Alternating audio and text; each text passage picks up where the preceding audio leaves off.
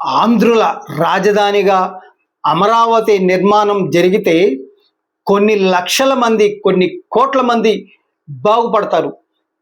ఎలాగంటే నిర్మాణ రంగం, బిల్డింగ్ కార్మికులు కూడా బాగుపడతారు, మట్టి కార్మికులు బాగుపడతారు, తాపీ మేస్త్రీలు బాగుపడతారు, అలాగే వడ్రంగి మేస్త్రీలు బాగుపడతారు, ఎలక్ట్రీషియన్లు బాగుపడతారు, పంపులు ఫిట్ చేసే వాళ్ళు బాగుపడతారు, ఏసీ మెకానిక్లు బాగుపడతారు, అలాగే ఎలక్ట్రిక్ వ్యాపారాలు కూడా పరిగెత్తుతాయి.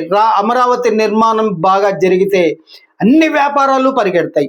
ఎలక్ట్రికల్ వ్యాపారాలు బాగుంటాయి, అలాగే ప్లేవుడ్ వ్యాపారాలు బాగుంటాయి, మార్బుల్స్ వ్యాపారాలు బాగుంటాయి, అలాగే బట్టల వ్యాపారాలు బాగుంటాయి, గోల్డ్ బంగారం వ్యాపారాలు బాగుంటాయి. అలాగే అందరికీ ఏదైనా నిర్మాణాలు జరిగితే అందరికీ భోజనం, పనులు దక్కుతాయి, ఆదాయం దక్కుతుంది. ఆఖరికి శుభకార్యాలు చేసే బ్రాహ్మణులకు కూడా మంచి ఉపాధి కలుగుతుంది. ప్రారంభోత్సవాలు చేస్తారు, బట్టలు కొంటారు, అన్నిటికీ అందరికీ కలకల్లాడుతుంటాయి వ్యాపార రంగాలని. అమరావతి నిర్మాణంలో 2 లక్షల కోట్లు అంటున్నారు. అది ఒకటేసారి 2 లక్షల కోట్లు ఏమి పోసేయరు కదా. ఆ అమరావతి నిర్మాణంలో సంవత్సరానికి ఒక 10,000 కోట్లు అలాగే ఖర్చు అవుతాయి.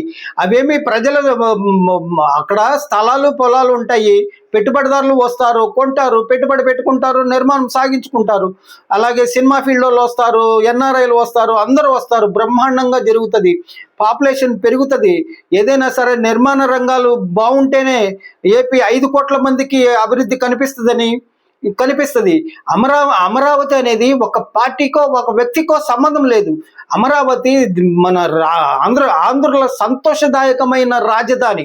అమరావతి 5 కోట్ల ఆంధ్రులకి సంతోషకరమైన రాజధాని అమరావతి గురించి ఇంకా బాగా విశ్లేషించాలని కూటమి ప్రభుత్వం సోషల్ మీడియాలో కూడా ఇంకా బ్రహ్మాండంగా తీసుకెళ్లాలని ఈ వీడియో ద్వారా తెలియజేస్తున్నాడు రాజకీయ ఎన్నికల వ్యూహకర్త, మై పెన్ పేపర్ అధినేత, విజయవాడ, ఆంధ్రప్రదేశ్, భారత్.